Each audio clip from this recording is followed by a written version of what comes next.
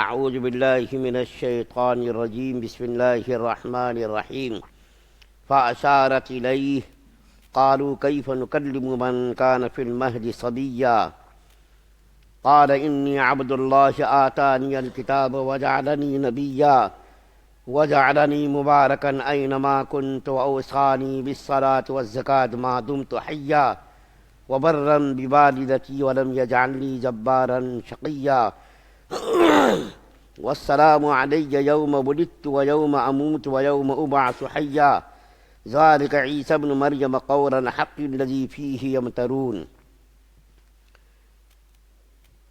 اس پر مریم علیہ السلام نے اس بچے کی طرف اشارہ کیا۔ لوگوں نے کہا بھلا ہم اس سے کیسے بات کریں جو ابھی پالنے میں پڑا ہوا ہے۔ اس پر بچہ بول اٹھا کہ میں اللہ کا بندہ ہوں، اس نے مجھے کتاب دی ہے اور نبی بنایا ہے، اور جہاں بھی میں رہوں مجھے بابرکت بنایا ہے، اور جب تک زندہ رہوں مجھے نماز اور زکوٰۃ کا حکم دیا ہے، اور مجھے اپنی والدہ کا فرما بردار بنایا ہے، اور مجھے سرکش اور سنگ دل نہیں بنایا، اور اللہ تعالیٰ کی طرف سے سلامتی ہے مجھ پر اس دن پر بھی جب میں پیدا ہوا، اور اس دن پر بھی جس دن میں مروں گا، اور اس دن بھی جب مجھے دوبارہ زندہ کر کے اٹھایا جائے گا۔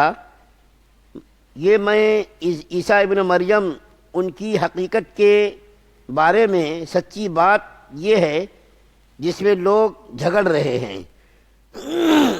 سورہ مریم کی آیت نمبر 29 سے لے کر 34 تک، آیت نمبر 29 سے لے کر 34 نمبر تک کی آیات آپ کے سامنے پڑھی گئی ہے۔ کل آپ کے سامنے ذکر کیا گیا تھا کہ جب مریم علیہ السلام اپنے نومولود بچے کو لے کر قوم کے پاس آئیں تو قوم نے بڑی ہی حیرانگی اور تعجب کے ساتھ کہا کہ یہ تم اپنے پاس بچہ کہاں سے لے کر کے آئی ہو؟ تمہاری شادی بھی نہیں ہوئے، تمہارا نکاح بھی نہیں ہوا، تمہارے ماں باپ بھی اچھے تھے، اور تمہارے بھائی ہارون بالکل نیک اور سارے آدمی تھے، زاہد اور پارسا آدمی تھے، تم یہ بچہ کہاں سے لے کر کے آئی ہو؟ تو جیسا کہ اللہ تعالیٰ کا حکم تھا کہ تم کسی کے بات کا جواب نہ دینا، بلکہ تم بچے سے کہہ دینا، بچے کی طرف اشارہ کر دینا، بچے سے پوچھ لو جو کچھ پوچھنا ہے۔ تو حضرت مریم علیہ السلام نے بچے کی طرف اشارہ کر دیا، فَأَشَارَتْ إِلَيْهِ، حضرت مریم علیہ السلام نے بچے کی طرف اشارہ کر دیا۔ تو بچے کی طرف اشارہ کیا تو لوگ حیرانی سے پوچھنے لگے کہ بچے سے ہم کیا بات کریں؟ بچہ تو ابھی بالکل نومولود ہے، دودھ پیتا بچہ ہے، چند دنوں کا بچہ ہے، بچے سے ہم کیسا بات کریں؟ یہاں پر میں گفتگو کو ذرا بند کر کے ایک نہایت ہی دلچسپ مضمون بیان کرتا ہوں، اور وہ مضمون یہ ہے کہ بچپن کی زندگی میں، یعنی دودھ شیر خارگی کی زندگی میں صرف حضرت عیسیٰ علیہ السلام نے بات نہیں کی، اس کے علاوہ بھی کئی اور بچے ہیں جنہوں نے شیر خارگی کی حالت میں بات کی۔ کئی بچے کے واقعات ایسے ہیں۔ ایک واقعہ تو مشہور جو میں سورہ یوسف کی تفسیر میں بیان کر چکا ہوں کہ حضرت یوسف علیہ السلام کی پاک دامنی اور حضرت یوسف علیہ السلام کی عفت اور حضرت یوسف علیہ السلام کی پاک دامنی کے سلسلے میں ایک بچے نے گواہی دی تھی۔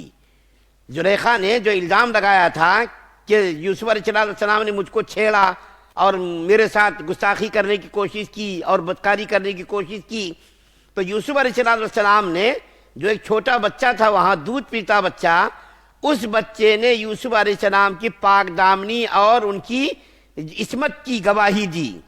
وَشَهِدَ شَاهِدٌ مِّنْ أَهْلِهَا، کہ انہی میں سے ایک بچے نے، چھوٹا بچہ جو تھا، اس نے یہ پاک دامنی کی گواہی دی کہ تم یہ دیکھو کہ یوسف علیہ السلام کا دامن پیچھے سے پھٹا ہے یا آگے سے پھٹا ہے۔ جب زلیخا نے دامن پکڑ کر کے کھینچا تھا پیچھے سے تو پیچھے سے پھٹ گیا تھا۔ تو بچے نے نہایت ہی عادلانہ اور حکیمانہ فیصلہ کیا، اور وہ فیصلہ یہ کیا کہ تم یہ دیکھو کہ یوسف علیہ السلام کا دامن پیچھے سے پھٹا ہے یا آگے سے پھٹا ہے۔ اگر پیچھے سے پھٹا ہے تو زلیخا مجرم ہے، اور آگے سے پھٹا ہے تو یوسف علیہ السلام نعوذ باللہ مجرم ہیں۔ جب لوگوں نے دیکھا تو دیکھا کہ پیچھے سے پھٹا ہوا ہے دامن، تو پتہ یہ چلا کہ یوسف علیہ السلام بے قصور تھے، پاک دامن تھے، زلیخا کا الزام بالکل غلط تھا۔ یہ تو مشہور واقعہ ہے جس کو میں بیان کر چکا ہوں۔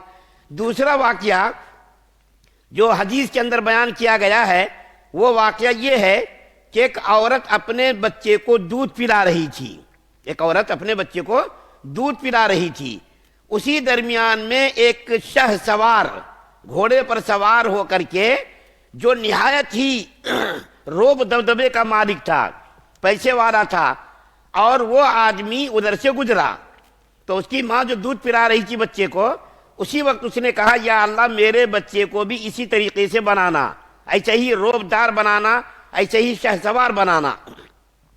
بچہ جو دودھ پی رہا تھا، بچے نے پستان سے اپنے منہ کو نکالا، ہٹایا، اور ہٹا کر کے کہنے لگا یا اللہ مجھ کو اس جیسا مت بنانا، اس جیسا مجھ کو مت بنانا، اور یہ کہہ کر پھر دودھ پینے میں مشغول ہو گیا۔ اس کے بعد تھوڑی دیر کے بعد کیا دیکھتے ہیں کہ کچھ لوگ مل کر کے عورت کو پٹائی کر رہے ہیں اور یہ کہہ رہے ہیں کہ تو چور ہے، تو بدکار ہے، تو زناکار ہے۔ اور وہ عورت کہہ رہی ہے میں نہ تو چور ہوں، نہ تو بدکار ہوں، نہ تو میں نے چوری کی اور نہ تو میں نے زناکاری کی۔ لوگ اس کو مار بھی رہے ہیں اور اسے کہہ رہے ہیں کہ تم بدکار ہو، چور ہو، اور تمہارے اندر یہ خامیاں ہیں۔ اور وہ عورت کہہ رہی نہیں میں کچھ بھی نہیں ہوں، یہ تمہارا الزام ہے۔ تو عورت جو دودھ پلا رہی تھی بچے کو، تو اس عورت نے کہا یا اللہ میرے بچے کو اس طرح مت بنانا، میرے بچے کو اس طرح مت بنانا۔ تو بچہ جو دودھ پی رہا تھا اس نے پستان سے منہ کو ہٹایا اور ہٹا کر کے کہنے لگا یا اللہ مجھ کو اسی طریقے سے بنانا، مجھ کو ایسا ہی بنانا۔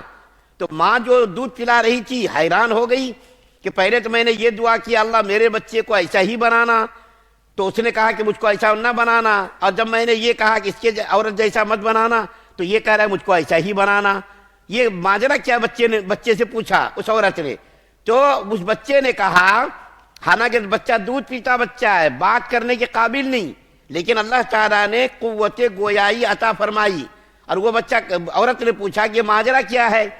پہلے میں نے تمہارے حق میں دعا کی تو تم نے اس کو کہہ دیا یا اللہ مجھ کو ایسا مت بنانا، دوسری مرتبہ ایسا کہا کہ ایسا نہ بنانا تو تم نے کہا مجھ کو ایسا ہی بنانا، اس کا ماجرا کیا ہے؟ تو بچے نے کہا پہلا جو شہ سوار تھا وہ نہایت ہی ظالم آدمی ہے، وہ پہلا جو شہ سوار گزرا وہ نہایت ہی ظالم ہے، بدکار ہے اور بدماش ہے۔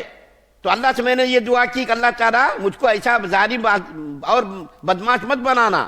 اور جب وہ عورت کو لوگ پیٹ رہے تھے، مار رہے تھے، اور تم نے جب کہا یا اللہ میرے بچے کو ایسا مت بنانا، وہ عورت جو پٹائی مار کھا رہی تھی اور لوگ اس کو مار رہے تھے اور یہ کہہ رہے تھے تو زناکار ہے، چور ہے، حالانکہ وہ عورت بالکل بے قصور ہے، نہ تو اس نے چوری کی اور نہ تو اس نے بدکاری کی، تمام جو ہے الزامات سے وہ بری عورت تھی اور اس کے اوپر لوگ خواہ مخواہ الزام لگا رہے تھے۔ تو میں نے کہا یا اللہ پہلے جیسا شہ سوار مجھ کو مت بنانا اور اس عورت جیسا نیک مجھ کو بنانا۔ یہ عورت نہایت نیک اور پارسا عورت ہے، میں نے اللہ سے یہ دعا کی۔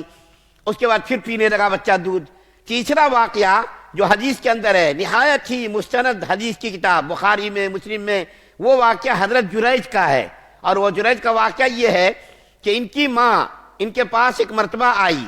حضرت جریج رحمۃ اللہ علیہ عبادت خانے میں عبادت میں مشغول تھے، اور انہوں نے اپنا عبادت خانہ گاؤں سے، بستی سے، آبادی سے دور بنایا ہوا تھا تاکہ لوگوں کے درمیان رہ کر کے کسی قسم کا خلل نہ پڑے، اور یہ کسی سے بات بھی نہیں کرتے تھے، کسی سے ملتے بھی نہیں تھے کہ کہیں ملوں گا تو عبادت کے اندر خلل پڑے گا، جتنی دیر میں بات کروں گا اتنی دیر اللہ کی یاد سے میں غافل رہوں گا۔ تو انہوں نے آبادی سے باہر اپنا عبادت خانہ بنایا تھا۔ ایک مرتبہ یہ حضرت جریج رحمۃ اللہ علیہ عبادت کے اندر مشغول تھے، ان کی والدہ کئی مرتبہ آئیں، تو حضرت جریج نے اللہ کی طرف توجہ کی اور یہ کہا کہ ایک تو ماں کا حق ہے، ایک اللہ کا حق ہے، اللہ کا حق چھوڑ کر کے ماں کی طرف میں توجہ کیوں کروں؟ یہ کہہ کر کے پھر عبادت کے اندر مشغول ہو گئے۔ ایک مرتبہ ماں بھی بڑے غصے میں تھی، اس لیے میں کہا کرتا ہوں ماں کو یہ چاہیے کہ بچوں کے حق میں بد دعا نہ کریں۔ قبولیت کی گھڑی ہوتی ہے، مقبولیت کی گھڑی ہوتی ہے، جو زبان سے نکلتا ہے اللہ اس کو قبول کر لیتے ہیں، اس لیے عورتوں کو بہت سوچ سمجھ کر بچوں کے حق میں بات کرنی چاہیے، بد دعا نہیں دینی چاہیے، کیونکہ قبولیت کی گھڑی ہے، قبول دعا ہو گئی تو پھر بعد میں پچھتاتی ہے، روتی ہے، ہائے میرے بچے کو یہ کیا ہو گیا، وہ کیا ہو گیا، حالانکہ وہ پریشانی اور جو بیماری اور جو مصیبت آئی ہے اسی ماں کی بد دعا کا نتیجہ ہوتی وہ مصیبت۔ تو حضرت جریج کی والدہ نے ایک مرتبہ غصے میں کہہ دیا کہ تو اس وقت تک نہ مرے جب تک تو بدکار عورت کا منہ نہ دیکھ لے، بدکار عورت کا منہ مرنے سے پہلے جب تک تو نہ دیکھ لے اس وقت تک تجھے موت نہ آئے۔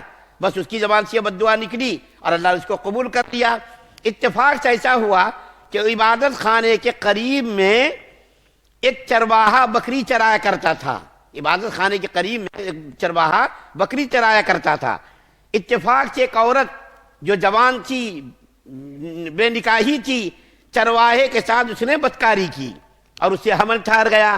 جب بچہ پیدا ہوا تو لوگوں نے اس عورت سے پوچھا کہ کس کا بچہ ہے؟ تو آپ کو معلوم ہے کہ بہت سارے جو حق گو اور حق بات کرنے والے ہیں ان کے مخالفین بھی بہت ہوتے، اور عورت کا داؤ ایسا داؤ ہوتا کہ کبھی یہ داؤ ناکام نہیں ہوتا۔ یہ عورت کا جال ایسا ہوتا، کتنا بڑا پارسا، کتنا بڑا ہی عابد ہو، عورت کا الزام اگر لگ جائے تو کچھ نہ کچھ لوگوں کے دلوں میں شک و شبہ پیدا ضرور ہو جاتا ہے۔